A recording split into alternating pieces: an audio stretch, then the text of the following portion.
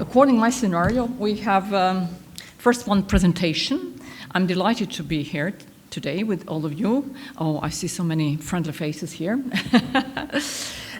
Before we start our panel, I'm thrilled to introduce the United Nations Population Fund, the leading agency for sexual and reproductive health. UNFPA is working hard to provide essential sexual and reproductive health services in over 150 countries, including Serbia, aiming to end unmet family planning needs, prevent maternal deaths, and tackle gender-based violence by 2030.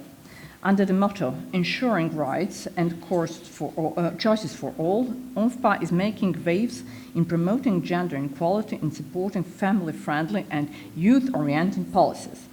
UNFPA is committed to ensuring everyone, no matter who they are, has equal access to sexual and reproductive health services. So, as we gather for the conference, let's recognize UNFPA's efforts in Serbia and recommit ourselves to a future of dignity for all, online and offline.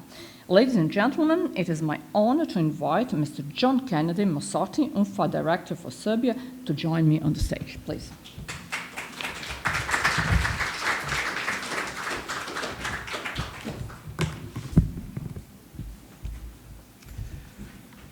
Thank you, Alexandra, for that very generous introduction. And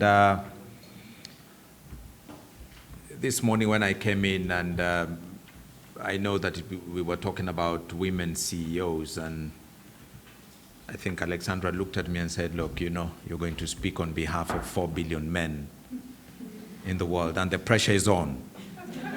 So it's me and my good friend, the cameraman.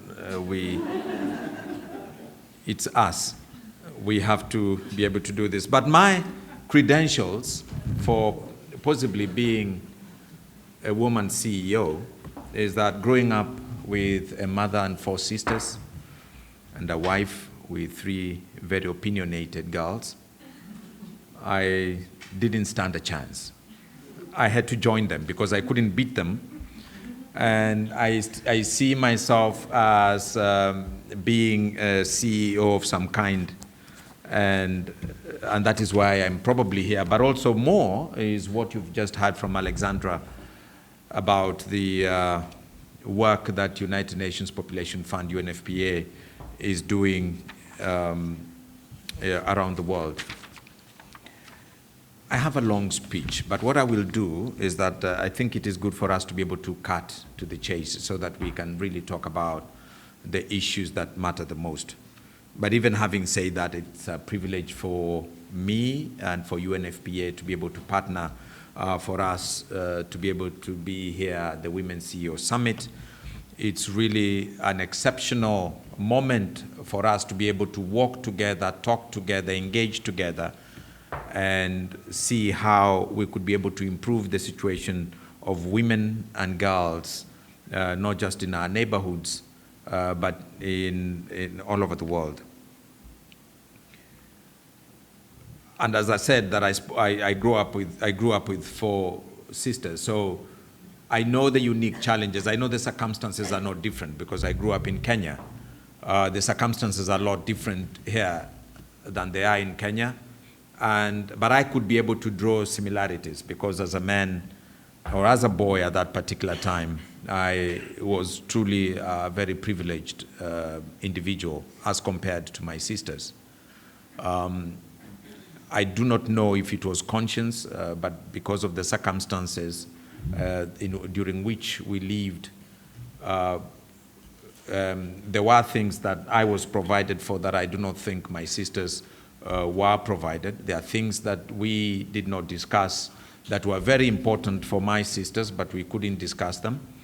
But the one thing that I'm very happy to mention, especially because my mother was the really CEO of that house, is that she ensured I washed my dishes, I did my share of unpaid care work. And that is an important issue, and we're going to hear some of it today. But let me start really with UNFPA working for women and girls, and working with women and girls, and standing, supporting life skills development and creating conditions that every young person, especially women, would be able to navigate life and achieve their career goals. And very importantly, not to be able to sacrifice family or to sacrifice career, but really to be able to navigate both and to be able to do both without sacrificing any of the other aspirations. So we conduct regular researches that shed light on different aspects of relevant family situations and career development. And some of the more interesting aspects that you may probably be aware of is that, for example, especially in the Western Balkans, the situation on the demography is something, it's a microcosm that really tells of the challenges that women face in the world. So when we have a fertility rate that is below replacement level of 2.1, we have about 1.5 in Serbia, we still end up blaming women for not giving birth to more children, despite the fact that they really are desirous of having more children, or families want to have more. When things are not going well at work or at home, usually it is the women who get blamed and all the glory goes to the men, simply not because they didn't do anything, it's because they did everything, but it's never good enough. So when I look here and I see women CEOs, you know, as a leader, you have to be accessible, acceptable, you have to be open, you know, available, but that is for men. Because for women, they have to do a lot more, because they have to swim upstream against the tide without lifesavers to be able to get to where you are. What you have done is phenomenal.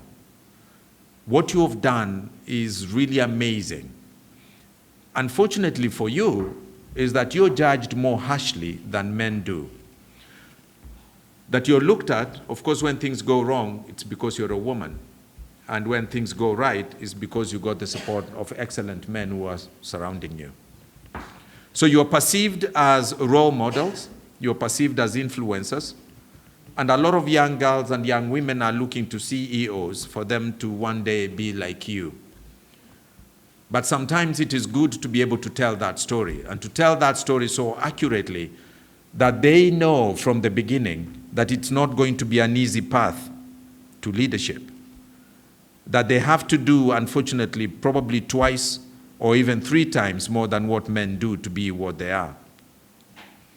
And I'm saying that again, drawing from my own experience, that it was not as difficult as it was for me, as it was for my sisters to probably achieve slightly less than what I've been able to achieve in my life. These are real things that, you know, sometimes we gloss over and we talk about it. But we don't talk about these things, even especially when they pertain to women.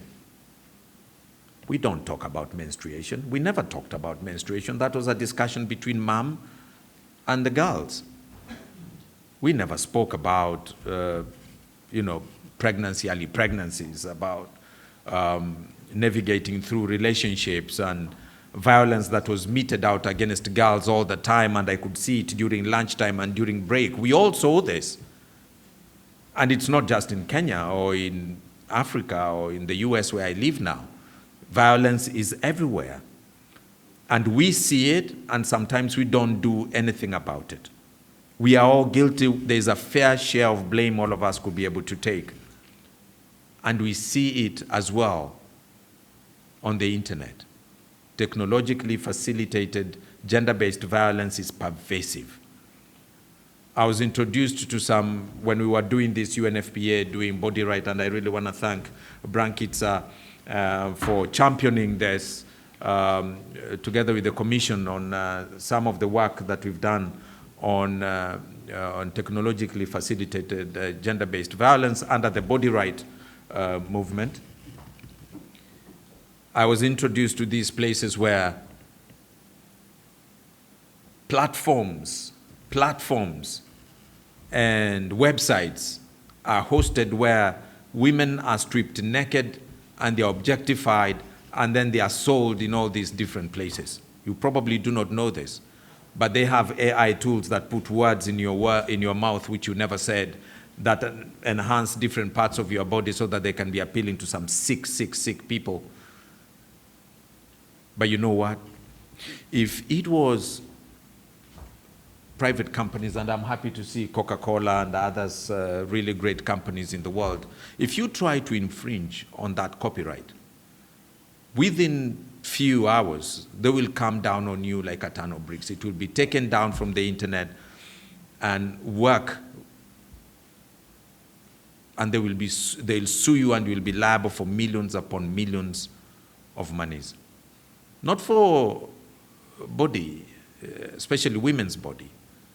That takes time. We have to negotiate. You know, there is independence, there is freedom of speech, or we cannot do this. There are always excuses that we have to give it a lot of resources. I mean, we do not have enough power, technology is not good, and it takes time, 3 weeks, 4 weeks, to negotiate this. And you know what happens? Some of the girls commit suicide. Their self-esteem is gone. Their trajectory to stardom is cut short. And do you know why? Because we stood by and we didn't voice ourselves up. We have to stand up. Unfortunately, you have to fight for yourselves as well. Nobody's coming for us. Nobody's coming to help us. We have to do this. It is pertinent. I was sitting in class 150 years ago. And this is really serious. I was sitting in class, and one of the girls, unfortunately, had an accident. She started her period the first time, 12 years old. 12 years old, we were all evacuated from class. It was like an emergency, like some earthquake had happened. And the girl was shamed by everybody. We were all shaming the girl that, you know, what is wrong with you? The girl dropped out of school because she couldn't bear the stigma and the shame of having bled in class and soiling dirty wooden spaces that we were sitting. She never came back. At 14, 15, I think she got married. This man was a horrible human being, and I know that because they were my neighbors. I went on to school. I went on to university. This girl got babies. By the time she was 20, I think she had 3 kids. And by the time she was 30, the violence was too much. She was dead. And, you know, if we understood menstrual cycle, menstruation, if we spoke about this at home with boys so that they do not have to shame girls, maybe we could have made a leader out of that girl. And do you know why she could have been a leader? Because she is the only girl who beat me thoroughly in class. I was always number 2. This girl was number 1. I became number 1 later, but because she wasn't in school. So I am sure she could have been sitting here with you as CEOs and doing the great things that you're doing. Let's have these discussions about menstruation, about sexual and reproductive health, about healthy relationships, about respect for human rights, about mental capabilities and mental issues that are affecting both boys and men.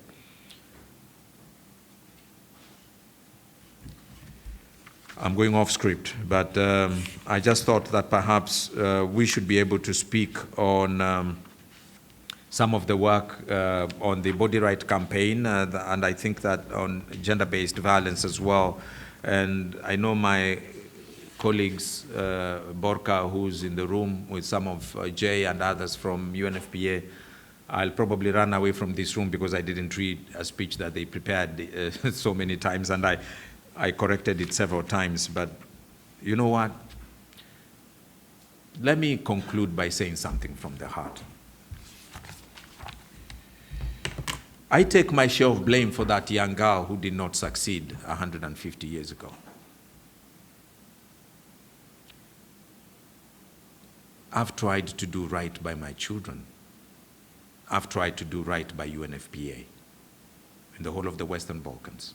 we've championed women and girls to make sure that sexual and reproductive health is not a taboo, that talking about family planning is something important. It's about choice, that a woman's body, that a man's body, it's a copyright, body right. It's a body right. Nobody should use your image without your consent. But we have to speak up. And I'm afraid that we are not doing enough. We are not beginning those conversations at home for boys to respect men, or for boys to respect women or girls. We hear these comments and we think they are locker room banter talk that we just have and we engage. The movement a few years ago of Nisi Sama, if you remember, about 2-3 years ago, it was very prominent here. I don't remember, the version was something Nasilia here. In Bosnia, it was Nisi Sama or something else. It died, kind of, it just faded. I can tell you, if contraceptives were as important as they should be as they are for women, if it were men, if pregnancies were being carried by men, if this violence was being carried by men, men would have done something the same day. They would not have waited tomorrow, the day after, or next year. So as CEOs, you have a responsibility, family-friendly policies to make sure that you have safe places where girls and women can have whatever it is that they want. To be able to promote women to be also do the things that you've done for them to be able to succeed. There is nothing wrong with making sure that women who faced adverse action are supported to become what they are. We give excuses and we think that we are favoring girls. There's nothing wrong with doing that, considering the adversity and the pain that they've gone through. I'm unapologetic when it comes to this in my offices. I'm unapologetic when it comes to UNFPA offices. I'm unapologetic when it comes to promoting women to be able to do that job. I'll be leaving this summer, and I said, we need a woman here. And it's going to happen. And the point is that we have a responsibility to do more than what we are doing right now. I have taken my share of the blame. We take the share of the blame, but we can do more. And I hope that things will be much better so that we can have all these girls becoming CEOs like yourselves, and they do not have to go through the pain that you've gone through to become CEOs. Thank you very much.